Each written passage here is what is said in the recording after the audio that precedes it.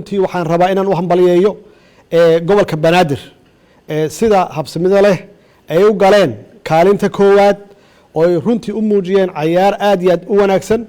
oo quality-geeda iyo tayadeeda aad u sarreyso waxaan rabaa oo kale inaan u mahad celiyo kaalinta labaad galmudug sida wanaagsan oo nadaafadda leh oo runtii nadiifka ah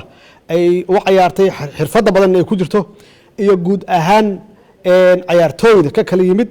dowlad goboleedyada sida wanaagsan ee runtii u cayaareen waxaan rabaa inaan u mahad celiyo ciidamada qalabka sida iyaguna sida ay u ilaaliyeen amniga iyo ammaanka magaalada si xasilooni ku jirtana ay cayaarta u dhacday waxaan rabaa inaan u mahad celiyo shacab weynaha Soomaaliyeed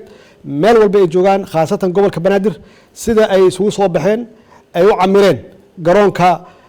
injineer Yarisow tani waxa weeye waa astaan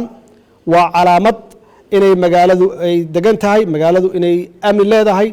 bulshadu inay dhex gashay runtii waxay muujinaysaa horumar iyo qurux aad iyo aad u fara badan waxaan leeyahay hambalyo mar kale gobolka Banaadir waxaan leeyahay hambalyo insha Allah kuwa laga badiyay iyaguna sanadka soo socday soo noqon doonaan iyaguna waxay qaadan doonaan